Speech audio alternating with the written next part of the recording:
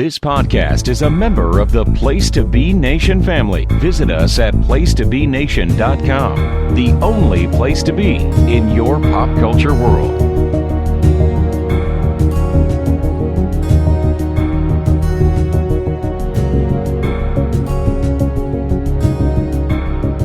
All right, hello once again, Lucha Lushes. This is Timothy, Robert Buckner, flying solo again for another episode of Get to Know PTBN PWO. This is a PWP edition.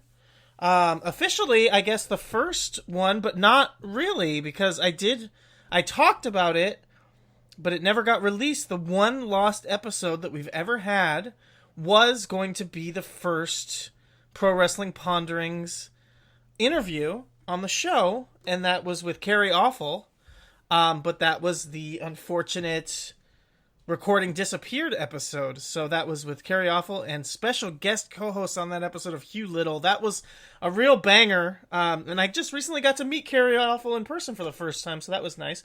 But tonight we got what should really be the first PWP interview as far as I'm concerned, especially with the way I like to do things, because I like to start it out with go to the top first and start with the big boss, and I think you probably are the big boss of PWP as far as I can tell, because I'm joined tonight by Chris GST, I guess. Is that kind of how people know you? What's the official name? That is very much how people know me. Chris GST is the name that works. Okay. Because the last name is far too long. Got it. So, Chris, am I right in saying that you're the big boss of PWP right now?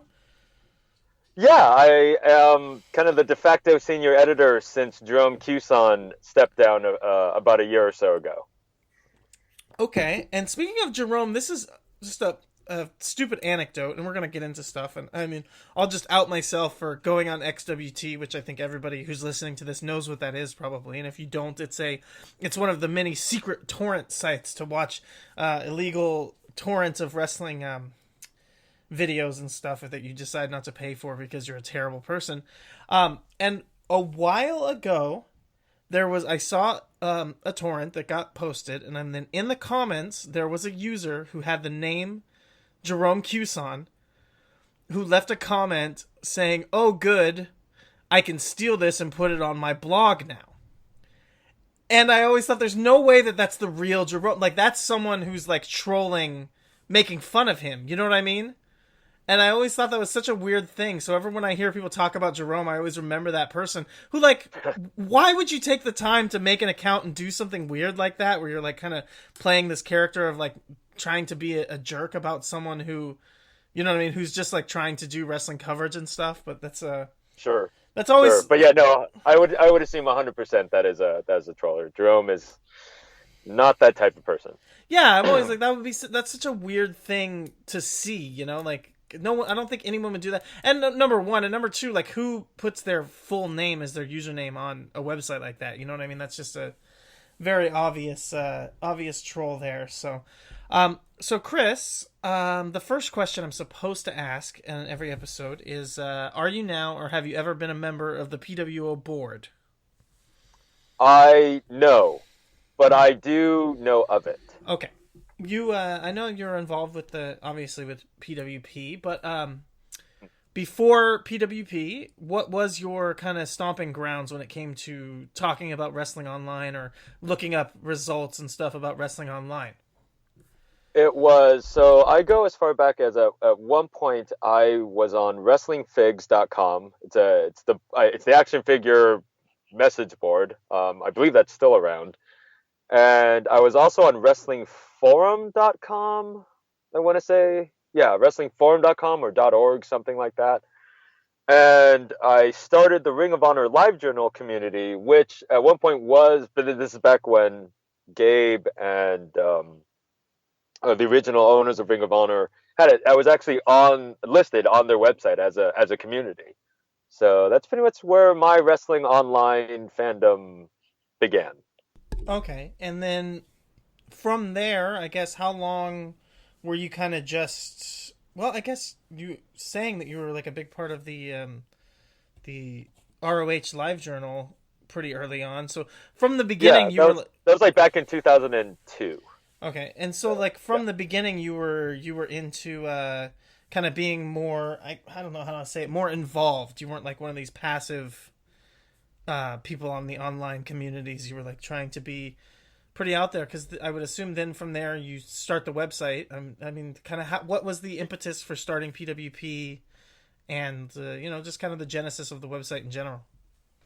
Sure. So part of the live journal community was mainly because I liked having a one-stop shop to find out ROH news, and since I was the one reading so much of it, I decided, hey, let's just put it all in one place for people to come find it. Then around 2007 or 8, Kevin Ford, who was also on the Wrestling Figs forum, was writing for a blog, and it was this off-brand sports website. I don't remember what it was called. And he and Jerome were already writing for it, and they saw that I covered Ring of Honor a lot. So they asked me, during the HD Net Days, say, hey, would you like to review Ring of Honor for us? And that kind of began our friendship. We had, on a forum, we'd spoken to each other before, but we never really conversed about it in detail up until that point. And then when that blog went down, we decided to start our own website. And the portion of the blog that we had was already called Pro Wrestling Ponderings. I believe Jerome was actually the one that entitled it that way. So we just kind of went along with that, since it was already kind of known as Pro Wrestling Ponderings. And so the website officially became its own thing 2009. Okay. And that's how we started. And so with something like that, obviously it sounds like it grew out of something that already existed. But is there like almost a credo or an ethos to the culture of the site from the beginning, or being something that just kind of organically grew? Did it just happen? No. So Jerome he got his bachelor's degree in journalism, and he got his master's degree in English. So the credo behind the website was always a sort of bringing a little bit more journalistic and journalism and integrity to covering pro wrestling. There have been a lot of, hey, there's a lot of websites out there. There's a lot of copy and paste websites out there, and there's a lot of wrestling fans who, for whatever reason, there's no other way to say it, but just like to make stuff up just to be that for clickbait or whatever purpose they get out of it. And we didn't want to be that. And the covering of indie wrestling to us was, we go back as far as Jerome or Kevin, who live on the East Coast, texting me results for me to then tweet or put on the website, because at that point, using a website online on your mobile was not the most convenient thing in the world. And we always enjoyed being the website that just kind of offered up, this is independent pro wrestling at its base, and with as little bias as possible. And that has kind of progressed and is still, to me, very much the spirit of PWP today that I try to uphold, just because of Jerome's background. It's interesting that you mention that, especially right now with Jerome's background being, actually in journalism, with the conversations that are going on about wrestling journalism, right? And even, Ryan Satin having it in quotation marks for his banner, and then we have wrestlers coming out directly questioning the concept that there is no such thing as wrestling journalism. And there should be journalistic ethics and standards held to something that's trying to purport itself as journalism, and you talk about trying to hold it to that standard more. And the funny thing is that we never claim to be wrestling journalists. We have always put out there we are not, but we like to have the kind of uphold certain ethical standards to it, because there have been many times where we could have put out a story or put out an article that would either be considered clickbait or flashy, and I would go to Jerome and he would just say, no, you're not putting that out there, even though it may be really intriguing, it may be interesting. That is just not the website we're creating. You can leave that to other websites. And we're not trying to say that any of that is quote unquote bad or wrong, but it's just not the website that we wanted to have. Well, I mean, Yeah, it is definitely an interesting conversation when it comes to, well, what is wrestling journalism? Right. It's intriguing. Yeah, and I was gonna ask you. I mean, you said that you guys choose to not refer to what you do in that way, and I mean, I completely understand that. I think there is some like expectation of what you're producing for it to be considered journalism, right? And if you're doing more opinion and kind of reviews or whatever like that, it's not necessarily journalism, but exactly. And that's why we don't call it that, because we are providing results, news, reviews, some opinion-based articles, but these are not professionals, and we don't want to put it out there as if we are, to give because to me that is just being dishonest with your readership and your listenership, and we never wanted to do that. Well, so then do you think that there can be wrestling journalism? Like, can it exist, and do you think it does exist? Do you have any examples? Yeah, I absolutely do believe that exists. I think that, so I always have what I call the big four of wrestling, and if you want to say wrestling analysis, news, and journalism, for me it would be the Observer, the Torch, ProWrestling.net, and PW Insider.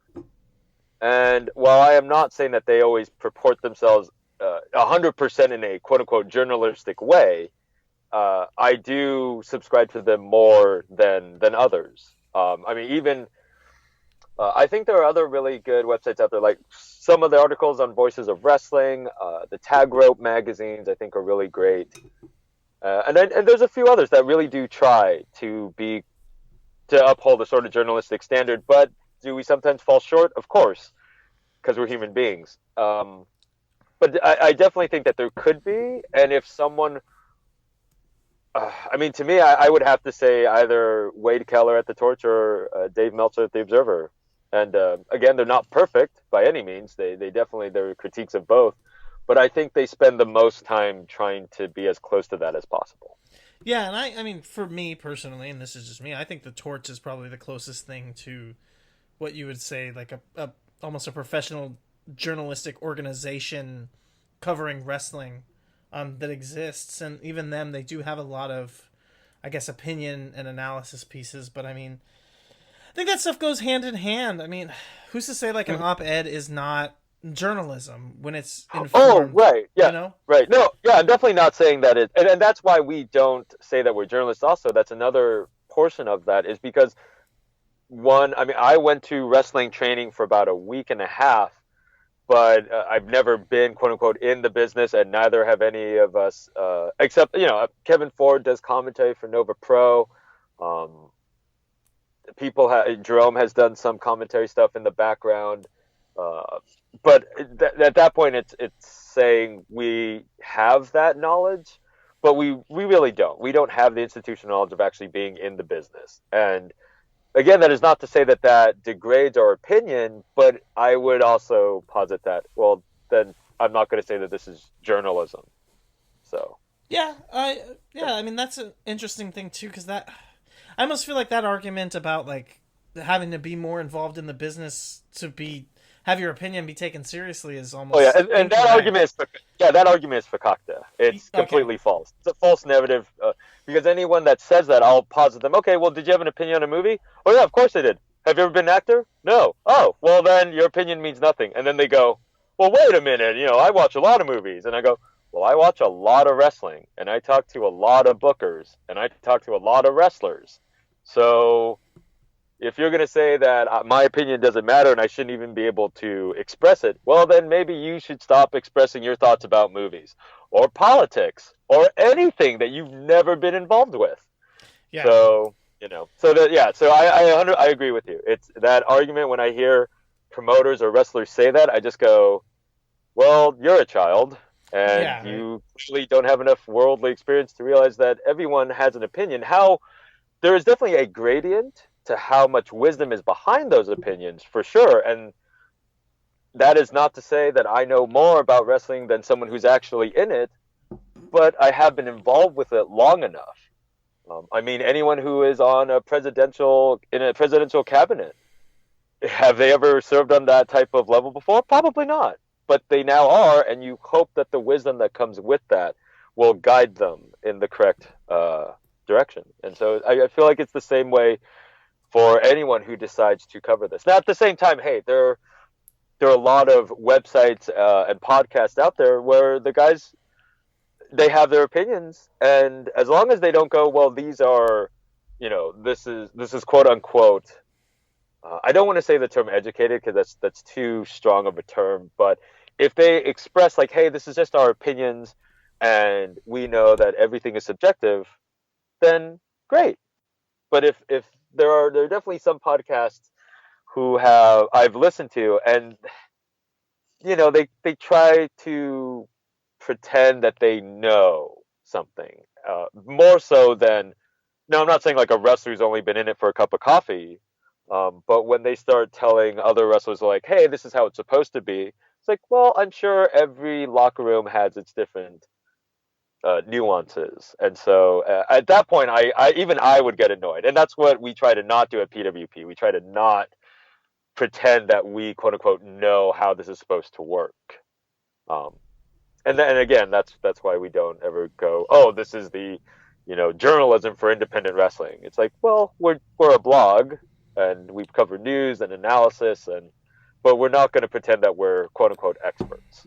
At what level do you think, like, because you talk about the big four and you mentioned Voices of Wrestling, like, is there a level that you think you have to be professional to be able to, like, say, like, the quote-unquote journalism tag? Or to me, yes.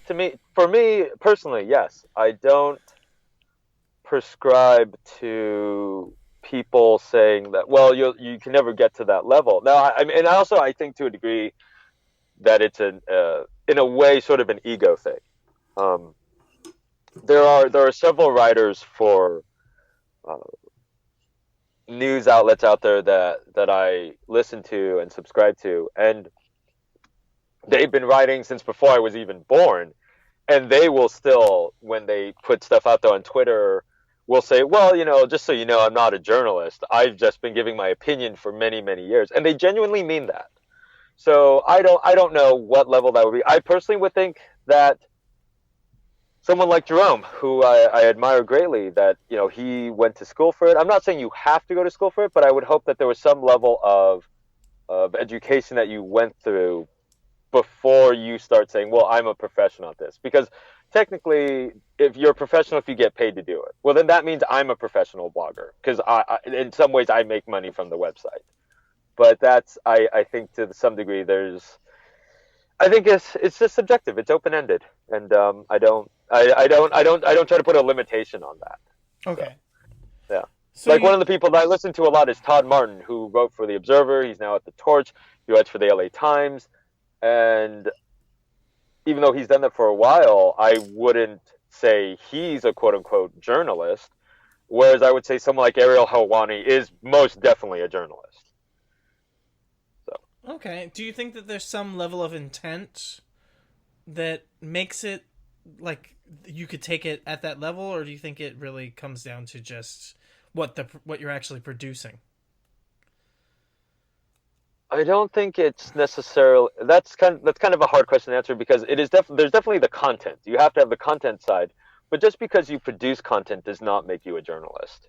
Right. Unfortunately or unfortunately, in 2018, anyone with a cell phone and internet connection can vlog or blog or whatever, and whether they do it consciously with journalistic integrity intact, great. But if they don't and they're just doing it, well, then no, I'm not going to call you a journalist, no matter how long you've done it. Okay. I think it's the quality of the content that would make a person a journalist. Okay. But again, that's just my opinion on it. Right. Okay. Well, yeah, that's just an interesting conversation to be had, obviously, because it's always a hot button, but I think it's especially a hot button right now with people openly trying to call out people about. Oh, sure. Yeah. And for me, I always find that to be kind of I find it to be interesting that when people do that, because I for sure have been called up by readers or people on the internet or wrestlers and saying, well, you said you're a journalist. I'm like, well, no, I didn't. And that may sound like I'm splitting hairs, but there's also the intent, the motivations for what I do. That is not to say that I just assume that I am a journalist and that I am going to pretend that when I report something that I am trying to portray myself as an expert or as I guess at a certain level that should be taken higher than another level that you would have an expectation for. And so I find when people bring that up, I just kind of go, okay, well, that's not at all what we meant to do. And if you interpret it that way, I'm sorry if you felt that, that you were fooled, but that's not what we're trying to do. We're trying to report on stuff as honestly and without bias as possible. And is that something that's always possible? No, because everyone has bias in every single way. And I think anyone who tries to deny that, they're just fooling themselves. Yeah, no, I mean, I definitely agree with you about that. I guess it's just try to take yourself out of those biases and like you do, just try to like take yourself out of the kind of that realm anyways, and just openly say like, this is my opinion, which I think you do a good job of on the podcast, the PWP podcast, of like being pretty straightforward about stuff, being like, this is my opinion, this is how I feel about this. But transitioning over to that, the podcast itself, to me, and I hate, it's a weird thing to say directly to you, but to me, I like the show and I listen, but I don't always listen to everything, and I don't always regularly listen because I find it difficult with you guys giving results so freely on there that sometimes I want to protect myself from being spoiled from stuff that I know I'm going to watch. For sure. Yeah, we've tried to, we've slowly changed over the years. But yeah, and in this culture of the spoiler culture, yeah, it's definitely hard. And you try to make that balance of, well, what are you trying? So for example, if it's TV tapings, like for Ring of Honor or Lucha Underground, we save that till the very end, and we give people warning, like, hey, you're not going to know spoilers for this on TV. You're not going to know. So, if you don't want to listen to it, you don't have to at all. It came from the context and culture of growing up, like I said, in 2002, the early aughts. The only way for people to put results out there was to have someone text them or someone there live at the show, and of course, people wanted to read that. Now, I'm still in that mindset. I just don't consider results spoilers, because how else are you going to know what happened at the show? And unless you're a person that, hey, I am buying every DVD from a promotion, which, back then, yeah, that's what I was doing I own every Ring of Honor DVD up to 2010. Every single one, including compilations, HDNet, all that stuff. But did I want to know results of the show beforehand? Yeah, because I followed the storylines that way, and that would make me more excited about buying the DVD. Nowadays, in today's culture of, I don't want anything to be spoiled. Okay, that's fine. But that, to me, that doesn't mean that every result is a spoiler, if that makes sense. Like the Olympics going on, if you're watching it live, someone should have full right to be able to say, well, I'm watching this live and it just happened, so that's it. Someone should not be able to say, oh, you're spoiling it for the rest of us. It's like, well, how did you not know that when people are watching an event happen live in front of them, they're going to talk about, how did you not know that was going to happen? Now, to me, that's different than a movie, for example. A movie, for me, yes, you can definitely spoil a movie, and that's unfortunate. And, should we find a better way to talk about them? Maybe. But I view that differently than I do a live event, and I view that differently from the way I view television. Because say someone has more time than me, and they can watch a television show live, like Raw, for example. People can watch Raw live, and they tweet about it. I'm not going to go to all of them and be like, hey, guys, you're spoiling this for me, because I can't watch Raw until later. Like, to me, that's a little... it's imposing an inconvenience inconvenience upon the rest of the viewing audience that I just don't believe should happen.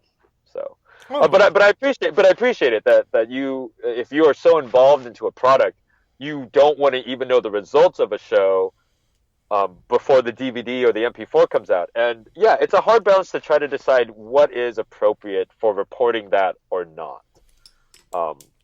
yeah. So yeah, and I think if you've listened to recent episodes, we've kind of gotten away from that, or you know what I mean. We don't give a lot out. Right. Uh, Yeah, I've so. noticed that there's a difference, and I do definitely see how it harkens kind of back to an older time of wrestling kind of coverage, where on boards the results would just be getting posted. I mean, I remember before I moved to Los Angeles, because I grew up here in Southern California, but I originally lived like in Palm Springs, Coachella Valley, like where Coachella Fest is and stuff, and I didn't go to PWG shows, so I would be on the board, the PWG board, you know, clicking to get the results, refresh to see the results as soon as they're getting posted. But then once it's like I'm out here and I'm going to the shows, yeah, I couldn't imagine like trying to get the results off the board. And then it does feel, now that so much stuff makes tape and usually the turnaround time is so much quicker, that it does turn into like a little bit for me. This is me personally, because I'm very involved in, you know, watching wrestling and talking about so much stuff everywhere and wanting to at least kind of see the stuff without having it like really fresh in my brain about who's definitely going to win every match, you know. So results are kind of not a turn off, but they're just like, I try to steer clear of them a little bit, but I definitely get, like you said, like it comes across like For sure. a little bit like not a bygone era, but just like the old school kind of coverage. You know what? I would say that it is. I would say that it is. It's a bygone era of wrestling culture where that was how results were put out there. Nowadays, like you said, a quick turnaround on DVDs now. I mean, Chikara, for example, with the King of Cheers, and I don't remember what year it was, but they basically got them out within 24 hours of the last day, and that was just insane. So at that point, yeah, why read spoilers if you're able to watch it so quickly? Right. And I completely understand. So if it's something, but I guess for me, I'm just still in that mindset, and maybe one day I'll get out of it. But I also hope that people know that, hey, there are spoilers, such as for Ring of Honor TV that's going to appear in the future, or Lucha Underground TV that's going to appear in the future. But if the Ring of Honor episode has already passed, that's not a spoiler. Right. But you know what? I'm sure you've seen it. We actually do get those. When Rich Lacconi posts his review of a show that he gets to watch on TV on Saturday, but they don't get to see it until, for whatever reason, because it's not on their market, until Sunday, or even they watch it, I guess, on Wednesday on TV on delay. There have been people saying, "Hey, why are you spoiling the show for us?" And I really just can't get. I don't understand. Yeah, and I'm not like super sensitive about it. Like I said, I just prefer to skip over the results, because a lot of this stuff I'm like, well, I'm gonna watch this now. You know, sometimes when you're giving results and it's for like some random IWA show that I'm never gonna watch, then I don't care. I'll listen to it, you know. But when it's companies that I know I'm going to watch that show, I might skip. But I guess it's funny because we kind of diverged into so much talking about spoiler culture and everything. My original question was going to be, and in some ways you kind of answered it, but maybe I want to get you to put like a finer point on it. Who do you envision is the listener that wants that, or the listener, who is your listener that's like, you know, following that way? Yeah.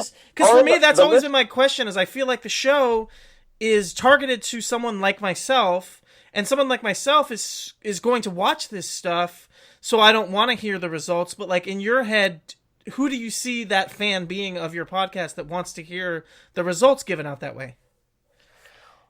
To us, our listeners are people who clearly are very much into independent wrestling, but don't have time to watch everything.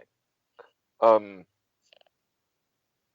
for example, we put only results out there for, you know, a specific number of promotions, only because, hey, there's only so much time in the day, for one. And so I imagine a listener of Ring of Honor, and they go, oh, well, I watch Ring of Honor religiously, so maybe I don't want to hear those results. But this AAW promotion, that sounds fascinating. I don't have time or the resources to watch every show. But if you hear the results and there are particular talents that you want to keep an eye on, and you go, oh, hey, that match result sounded really intriguing. I want to see what happened. Because to me, wrestling is a visual art. It is not necessarily about the quote unquote result, if that makes sense. The result is important because that's the culmination of storytelling.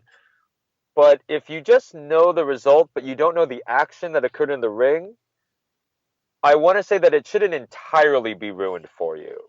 If that makes sense. Like if I tell someone, hey, Black Panther is a really good movie, does that mean that I spoiled it for you? That you go, oh well, now I don't even need to go see it because I know that's a good movie. Or the other side. I mean, I've had people who've complained about stuff like that because they say like, not I know it's a good movie, but like saying like, now you've built me up, and if it's not really good, then I'm gonna be let down. Sure. You know. So, yeah, for sure. No, and I can understand that for sure. It's how things are framed. So, but to me, again, that to our listeners, we try to balance between the hardcore inside, read everything, know a lot about what's going on in indie wrestling, but also the casual indie wrestling fan who maybe only watches their local promotion but would like to learn more about the others, and which other ones are to a degree as good as the ones that they are intrigued in. And it is, to me, that's our listener. It's the guy in Florida or in Philadelphia who, for whatever reason, may not be able to watch all the PWG shows, but he wants to know results. And so, okay, we'll name off the major results for you so you can kind of follow. For me, it's also kind of, when I used to read the aftermags, I would read the results in the back of promotions I was never going to be able to see and never going to fly out to go watch. But just being able to read those results kind of allowed me to follow certain storylines, just by who won and who lost. Yeah, no. And it captured my imagination. So to me, that is kind of who we podcast for. And there's a balance there somewhere. I'm sure we'll perfect it as much as we can. And yeah, we'll see. But that's who we do the podcast for. Yeah, because I know that Oh, go ahead. Oh, no, I was just kidding. And sometimes, honestly, we just do it for ourselves because Dylan and Rich and I just like to talk. So, Yeah, I mean, I can't blame you. And sometimes maybe if you're just reading results, it'll give you a reprieve from hearing Dylan's voice constantly going. But I'm just gently ribbing Dylan there. But yeah, I think I find myself kind of going from like, just like completely questioning and not understanding it to, like I said, like being pretty much fine with it. But I think you actually framing it that way, I get it a little bit better. And when you talk about like kind of the, I guess, delineation to the aftermags, it does kind of remind me of a different time, which is kind of nice. So I hope you guys do keep it up now, even though I was maybe not 100% pro the reading of the results on the podcast. I think you convinced me there, and I definitely think that as cultures change, though, also, so say it becomes a thing where our listeners tell us, hey, we'd like for you to go down the other. So we've changed the format of now we talk about more the broader stories or more newsworthy items that are happening in indie wrestling rather than just focusing on the storylines and the results of every show that we put up on the website, just because also that is something that we heard. And at some point, maybe we won't give results at all on the newscast. When I started it years ago with Des Delgadillo, it was because, hey, because I listened to, this is going to sound a little weird, but I think listeners who listen to me on the newscast know I don't watch any WWE product, like none of it, not Raw, SmackDown, NXT, as terrible as that probably sounds, 205 Live. I can't even tell you the last time I watched a WWE pay-per-view in full or even at all. I'll see clips, and if it's intriguing enough for me to look at, I'll look, but I just don't have time for that. But I still listen to Wade Keller and Todd Martin and Brian Alvarez and Dave Meltzer talk about the shows, because while they talk about it, I'm at least still informed of what is going on. And to me, that is kind of, I hope, what our podcast will do for indie wrestling fans, that while they may not have time to watch the product, they can still keep up on storylines that occurred, so that when they see their friends talking about it, they can go, oh, hey, yeah, I heard about that. And then maybe if it's intriguing enough, hey, they'll buy a DVD or an MP4 because they really wanted to see it. Yeah, and I was going to say, I think that the newscast that you guys do is probably the most accessible kind of indie podcast. So, like, saying that it's for a casual, hardcore fan, as I'll give a little nod to Sam from We Don't Know Wrestling on his terminology there. I think probably the best podcast for like a casual, hardcore fan who follows primarily the indies and New Japan, but doesn't follow it super religiously. I think your guys' show does a really good job of covering that. And I will say that the new kind of trio that you have going full time is you guys have a lot of really good chemistry with each other. And I appreciate that. Yeah, I wish we could record the banter we do off air or when we're not recording. Because I swear it is just so much more intriguing and fun.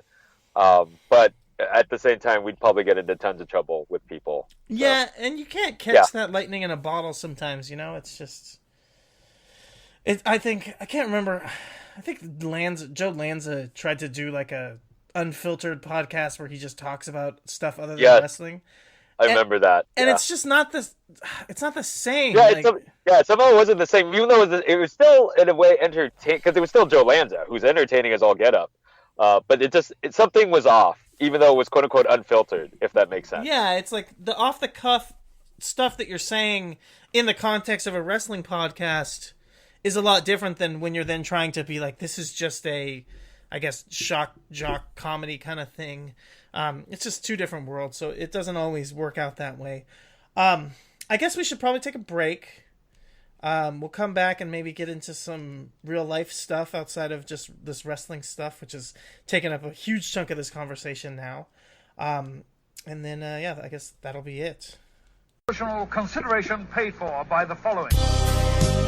Hey, pro wrestling announcer Kevin Kelly here. I want to make sure you are all subscribed to all the great feeds here at Place to Be Nation. It's really easy to do. Just head to iTunes or your preferred podcatcher app today and search and subscribe to the Place to Be Nation wrestling feed, which, of course, includes the full archives of The Kevin Kelly Show, the Place to Be Nation pod feed, and the Pro Wrestling Only feed. Subscribe, listen, and then rate us and leave feedback today. And be sure to give Justin your true thoughts. I mean, don't hold back. After all, he is kind of a jerk. Just listen to Scott.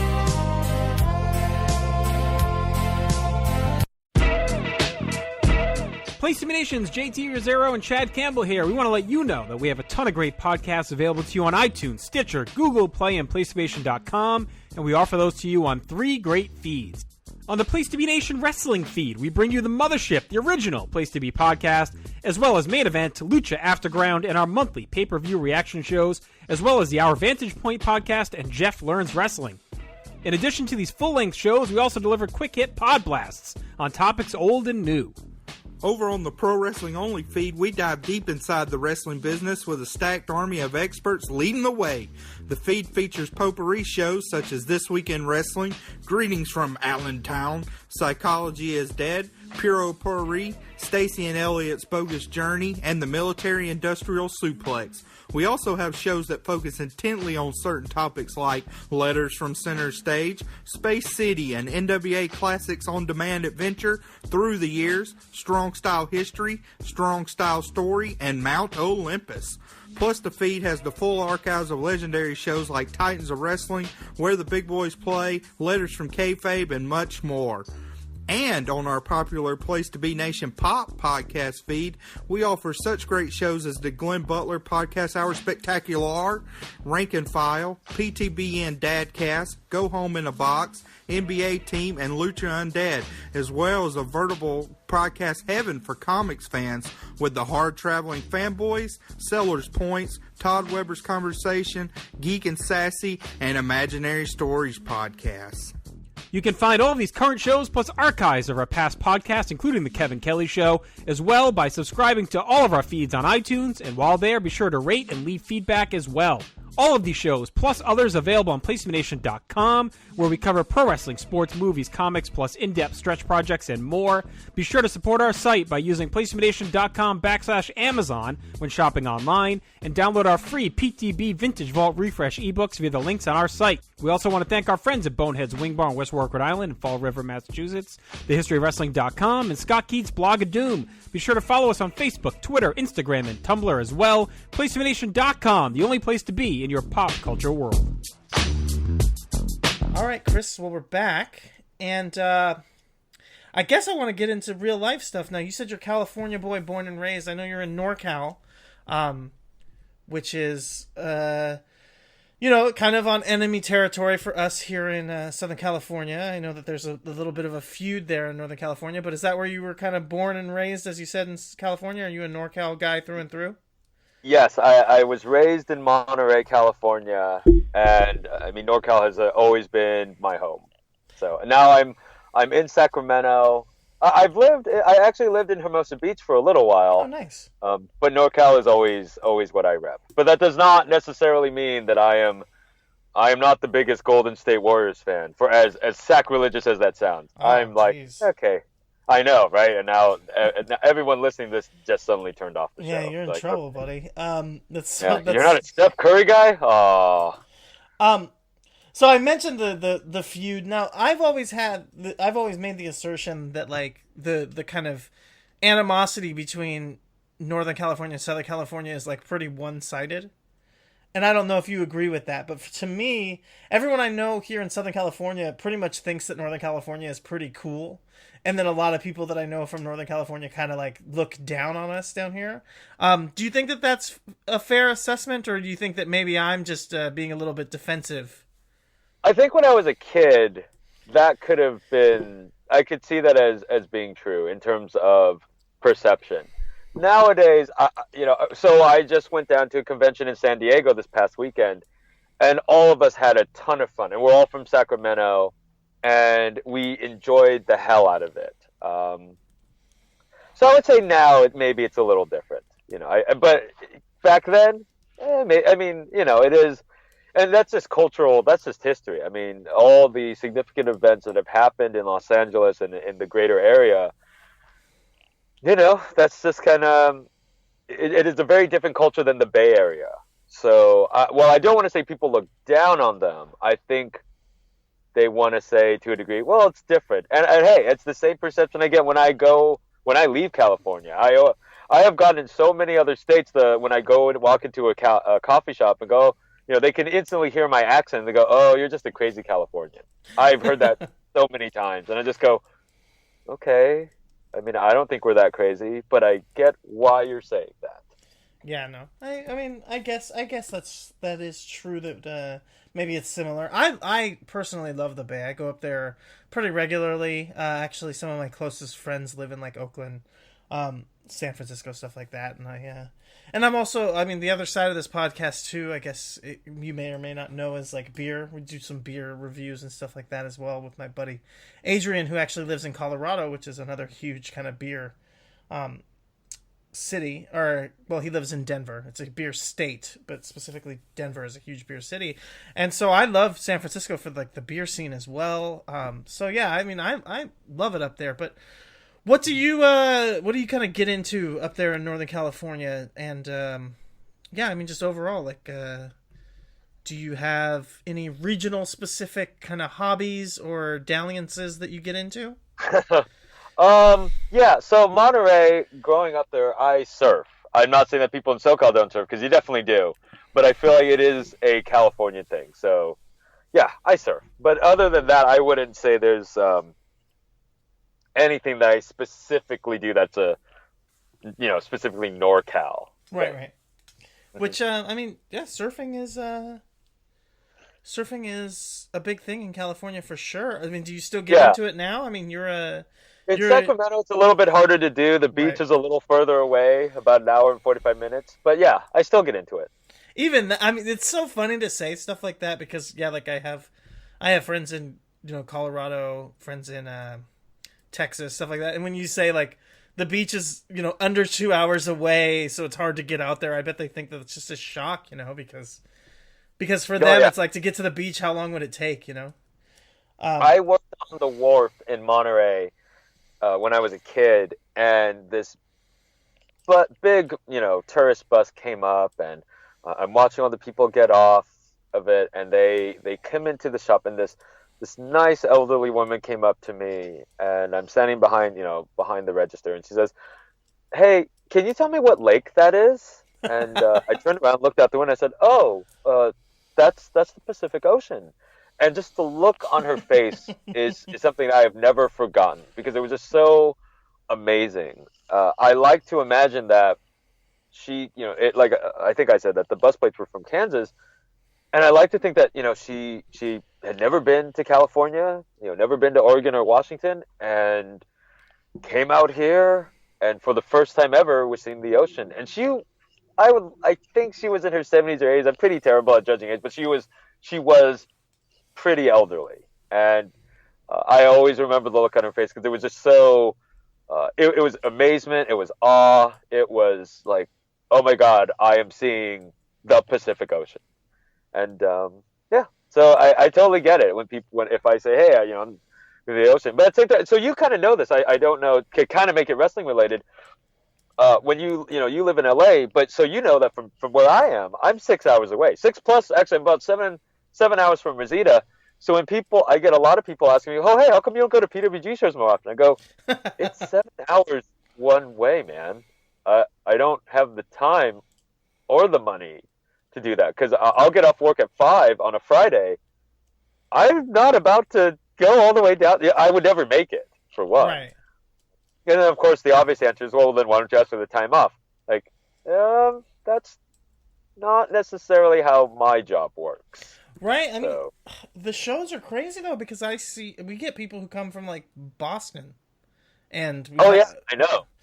Yeah, they come kinda great. regularly. There's one guy, I think people have taken to kind of calling him the sleeping guy. You'll see him on the PWG DVDs in the front row asleep. But people don't know, like, you'll see him on the NXT shows in Full Sail as well, because he actually lives in Florida, and he's at almost every PWG show. So, Yeah, totally. I'm yeah. envious of these people that can do that.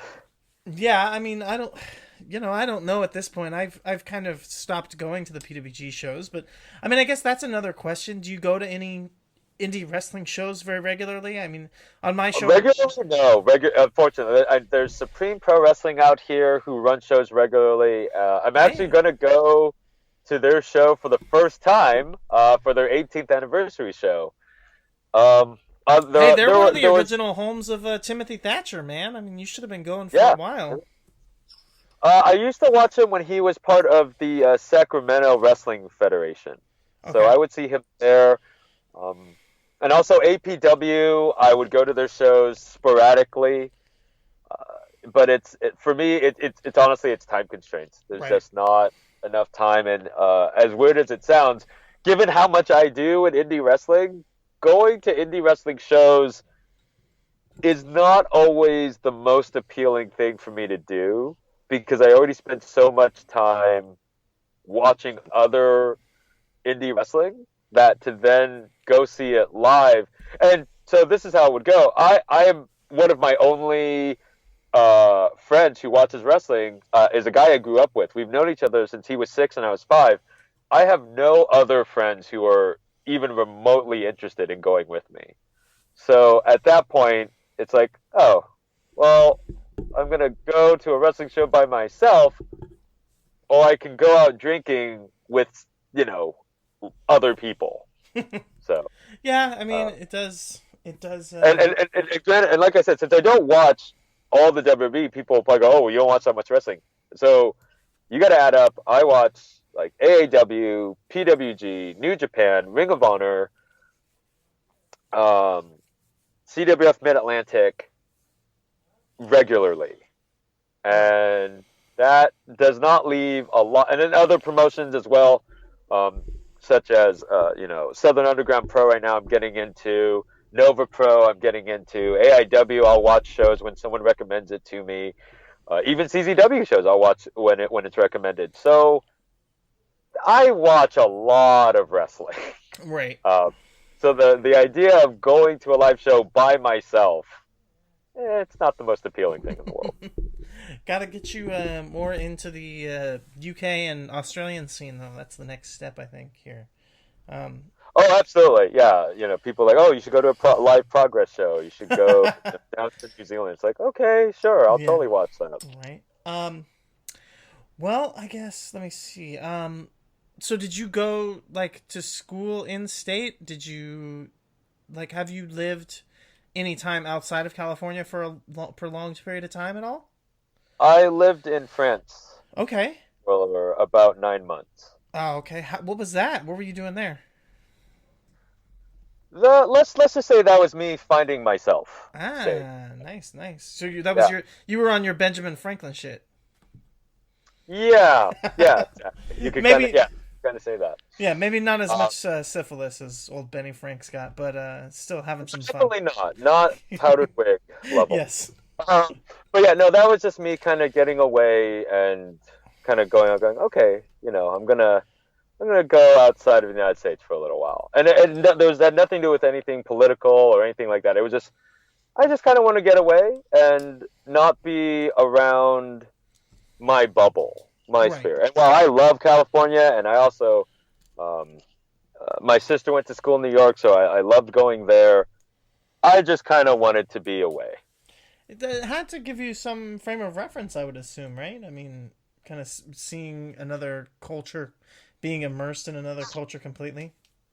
Oh yeah, no, it absolutely did. It gave me you know, this is going to sound pretty prototypical, but it gave me a certain understanding and a different point of reference for how I live my life, and so I've come back to it, and it has affected my life greatly. It's one of those.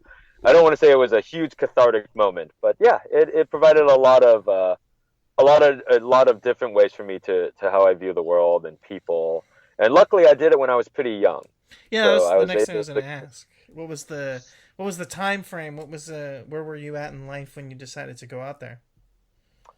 I was 19. 19? Oh, okay.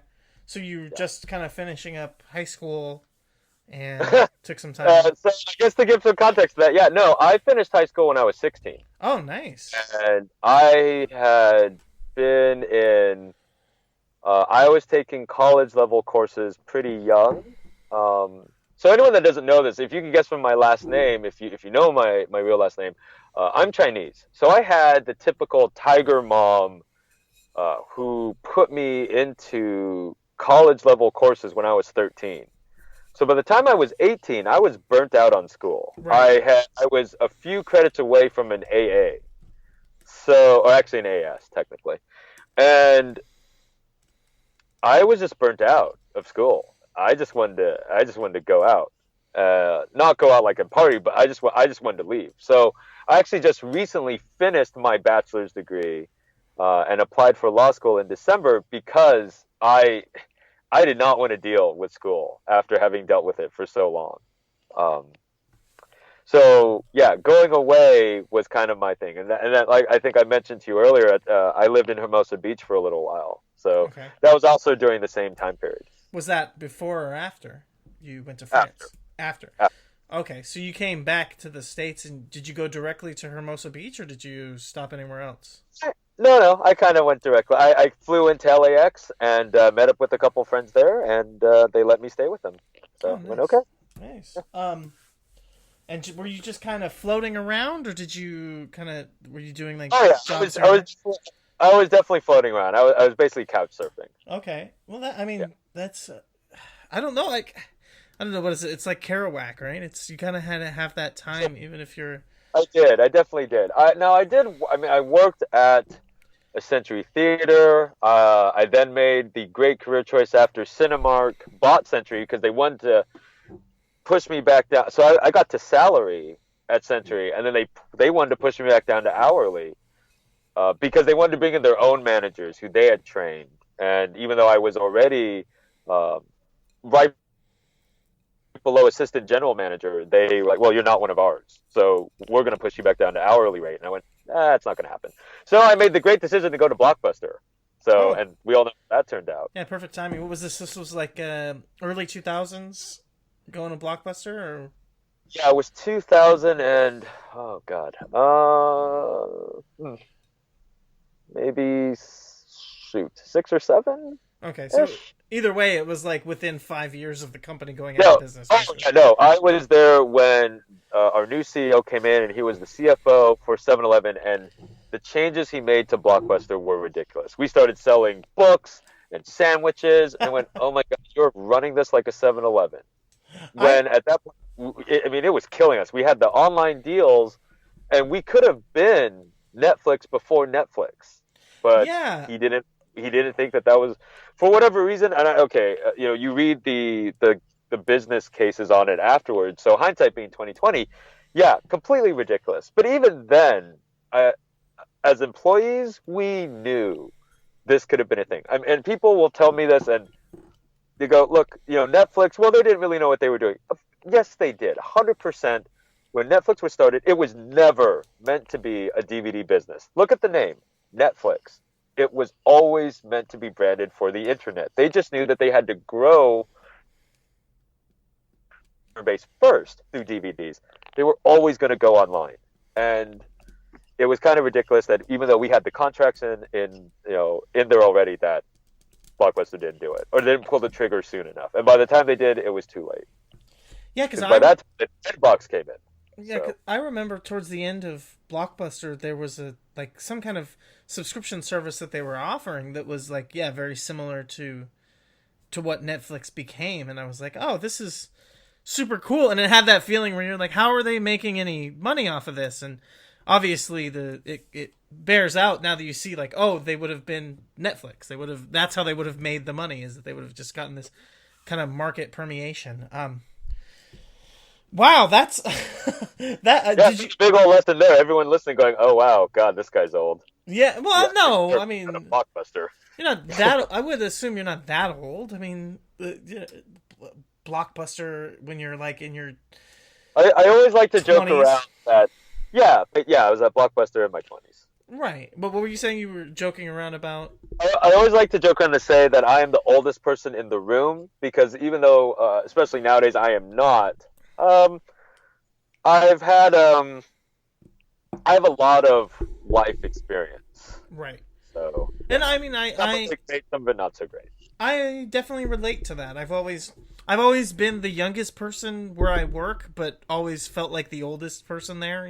Just based on my personality and like you say, life experience and responsibility level and all that stuff. So I totally relate to that. And, you talked about graduating early and taking college level courses when you were young. I did the same thing. And I didn't, take 9 months to go to France, but I had my kind of dalliances where I decided I was done with all this because I was burnt out from feeling like I missed my childhood from working so hard from so young, which I feel like is probably the same way you were feeling when you decided that you were going to take a little, I guess, lost weekend.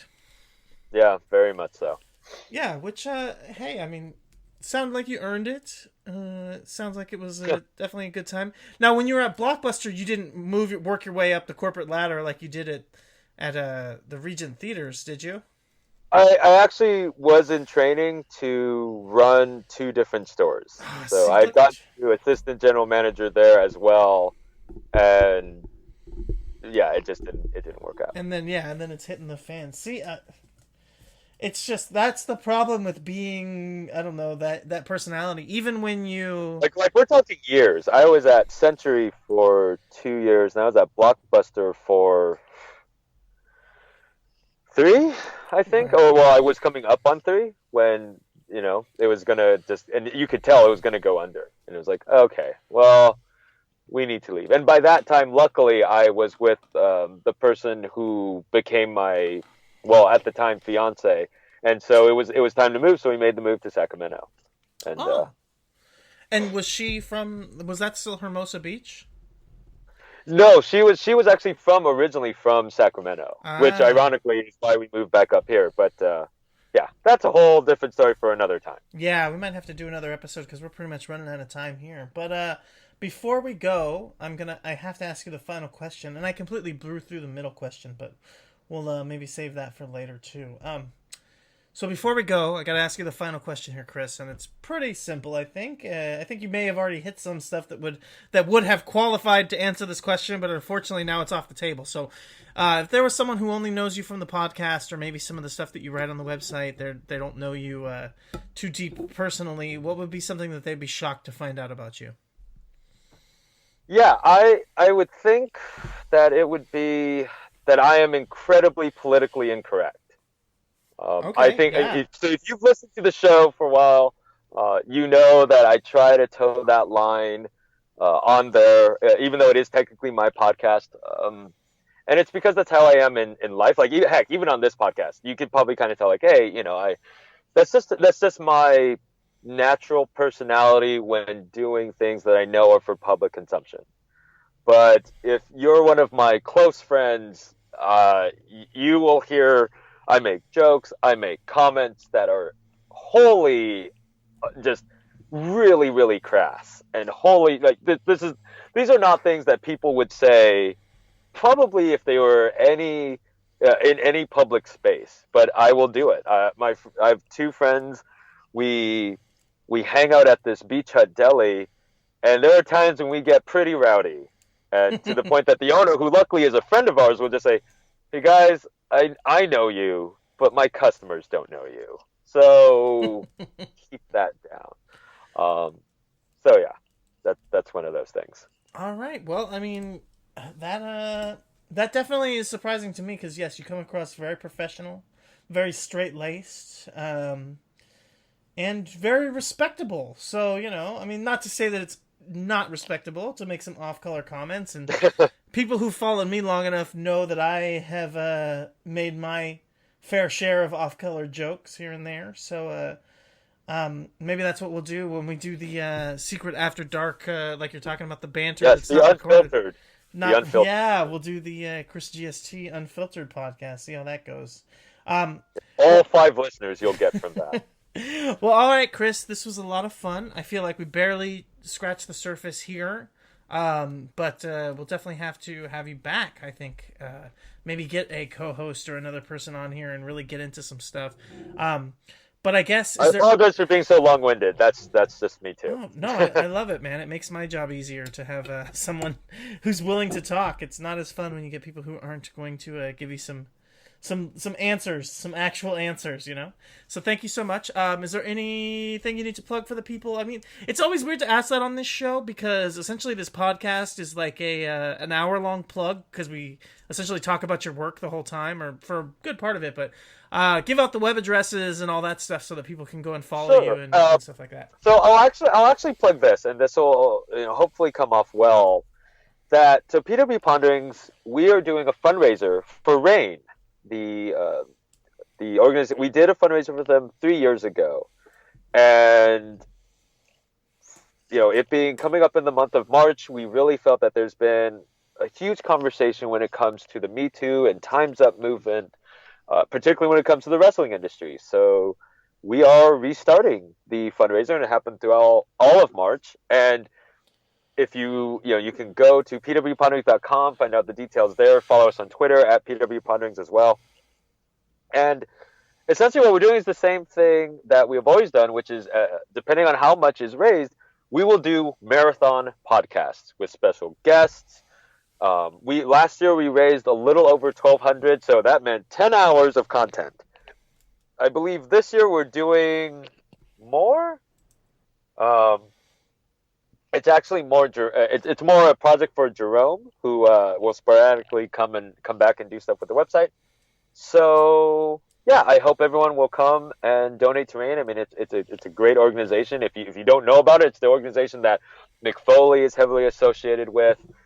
You can go to rainn.org, find out more about them, and please contribute to them in any way. It's very helpful. And so this is one of the many ways that we like to use the platform that people have graciously come to find results or listen to us. And so yeah, that's what I'll plug. That's fantastic. And when you first said you're doing a fundraiser for Rain, I was like, the K-pop singer? Why does he need help? But no, the I know, charity- right? Why? He doesn't need it. He's fine. He's doing really well. No, but yeah, Rain is a great cause, like you said, and obviously you get something cool out of it from you guys offering to do that. So yeah, I would recommend everybody listening to go check that out. Yeah, otherwise, I guess that'll be it from here. Yeah. Thanks for having me on the show, man. I appreciate it. Yeah, thank you so much for being on, and good night, everybody.